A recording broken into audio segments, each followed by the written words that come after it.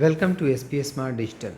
बच्चों यहाँ पे कुछ क्वेश्चन मैं नीट के सॉल्व कर रहा हूँ, ठीक है, जो कि प्रीवियस ईयर में आए हुए हैं।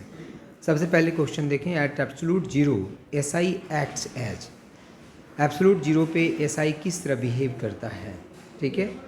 तो एस आई जो है एब्सोल्यूट जीरो पे इंसुलेटर की तरह बिहेव करता है, क्योंकि जीरो केल्विन जब होता है टेम्परेचर, ठीक है, एब्सोल्यूट जीरो का मतलब है जीरो केल्विन, और जीरो केल्विन टेम्परेचर पे उसमें कोई भी इलेक्ट्रॉन और होल्स जो होता है मूव नहीं करता है, तो इस तरह से वो इंसुलेटर की तरह बिहेव करता है। तो इसका कौन सा पार्ट करेक्ट आंसर है? C part. नेक्स्ट क्वेश्चन है the intrinsic semiconductor becomes an insulator at. Same उसी तरह क्वेश्चन है, तो कितने पे? 0 डिग्री सेल्सियस पे, 0 केल्विन पे। 0 केल्विन, क्योंकि एब्सोल्यूट जीरो का मतलब होता है 0 केल्विन। 0 केल्विन वो टेम्परेचर होता है। 0 डिग्री सेल्सियस मतलब 0 डिग्री सेल्सियस का मतलब है 273.16 केल्विन, ठीक है। तो हम केल्विन जो है, ठीक है, केल्विन जीरो अगर हो जाएगा वहाँ पे मॉलिक्यूलर मोशन सीज होता है, 0 डिग्री सेल्सियस पे नहीं होता मॉलिक्यूलर मोशन सीज। तो B part is the correct answer. Now next question. Next में यहाँ पे क्वेश्चन देखें तो क्वेश्चन नंबर 29 है, 29 नंबर क्वेश्चन में एक सर्किट देखो यहाँ पे गिवन है, ठीक है, और इसमें पूछा गया है कि consider the junction diode as an ideal, the value of current flowing through A and B is. A पे वोल्टेज कितना है? +4 वोल्ट। बी पे वोल्टेज कितना है? -6 वोल्ट। यहाँ पे रेजिस्टेंस कितना है? 1 किलो ओम। सबसे पहले देखो कि रिवर्स बायस से फॉरवर्ड बायस्ड है। तो पी टाइप सेमीकंडक्टर जो है, this is P type semiconductor and this is N type semiconductor. जो पी टाइप सेमीकंडक्टर है वो पॉजिटिव वोल्टेज से कनेक्टेड है, जो एन टाइप सेमीकंडक्टर है वो नेगेटिव से कनेक्टेड है। तो इसको हम फॉरवर्ड बायस्ड कहेंगे, और हम जानते हैं फॉरवर्ड बायस जब होता है पीएन जंक्शन तो उसमें करंट फ्लो करता है। सो यहाँ पे टोटल करंट कितना हो जाएगा? तो current is equal to total voltage divided by total कितना हो जाएगा? रेजिस्टेंस। तो टोटल वोल्टेज कितना हो जाएगा? तो यहाँ पे +4 वोल्ट है, -4 है, तो डिफरेंस इन वोल्टेज कितना होगा? This is 4 and -6 and divided by resistance is equal to 1 kilo ohm, मतलब 1 × 10⁻³ ohm. So this is equal to 10 divided by 10⁻3। So this is equal to 1/10 कितना हो गया? 2। So what is current? तो current is equal to हो गया बेटा, this is equal to 10⁻² ampere. So this is the correct answer. Now next question. Next question देखिए बेटा, यहाँ पे तो सर्किट डायग्राम है, इसमें 2 डायोड है। एक D1 डायोड यहाँ पे दिख रहा होगा, एक D2 डायोड यहाँ पे दिख रहा होगा। वोल्टेज कितना है? 5 वोल्ट। ये 10 ओम है और ये कितना है? 20 ओम, ठीक है। तो current supplied by the batteries, बोल रहा कि बैटरी कितना करंट सप्लाई करेगा। पहले तो हमें ये चेक करना पड़ेगा कि कौन सा डायोड फॉरवर्ड बायसिंग है और कौन सा डायोड रिवर्स बायसिंग है। जो फॉरवर्ड बायस्ड होता है बेटा उसी से करंट फ्लो करेगा, जो रिवर्स बायस होगा उससे करंट फ्लो नहीं करेगा।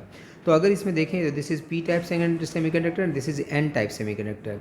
सो और this is P type and this is N type. तो पॉजिटिव जो है बेटा वो पी डायोड 1 के पी टाइप जो सेमीकंडक्टर है वो पॉजिटिव से कनेक्टेड है, तो फॉरवर्ड बायसिंग है। तो ऊपर वाला क्या है? Forward biasing. ये क्या है? रिवर्स बायसिंग, क्योंकि एन पॉजिटिव से कनेक्टेड है।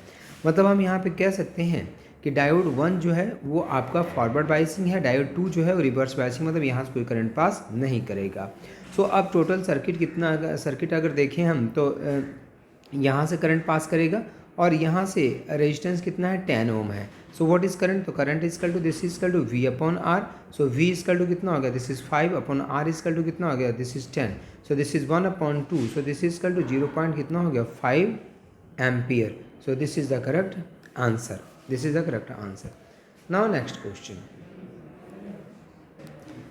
Question number 16 को देखो, the increase in the width of the depletion region in a PN junction diode is due to।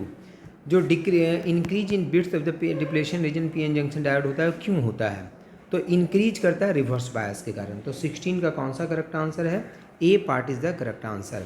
जो रिवर्स बायस होता है, रिवर्स बायस में डिप्लेशन जोन जो होता है इंक्रीज करता है, और जो आपका फॉरवर्ड बायस्ड होता है उसमें डिप्लेशन रीजन जो है, लेयर जो है वो क्या करता है? डिक्रीज करता है।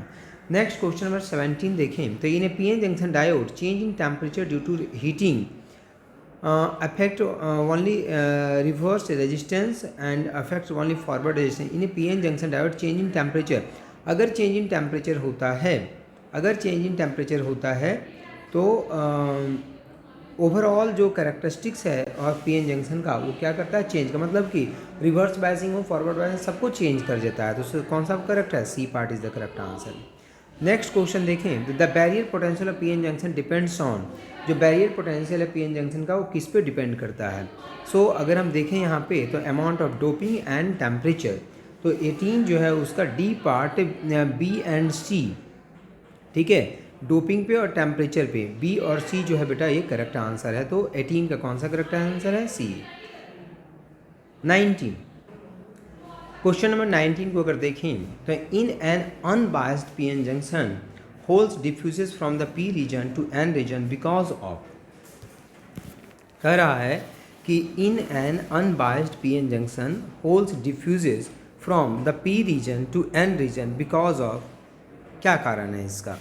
तो इसका कारण जो है बेटा the higher hole concentration in P region, P region में जो होल कंसंट्रेशन होता है वो हाइयर होता है than that in the N region. सही बात है, पी टाइप जो सेमीकंडक्टर है उसमें मेजॉरिटी किसकी होती है, होल की, और जो एन टाइप सेमीकंडक्टर होता है उसमें मेजॉरिटी किसकी होती है, इलेक्ट्रॉन की होती है। सो इसका कारण क्या है बेटा, इसका कारण है कि the higher hole concentration in P region than that in the N region. So this is the correct answer.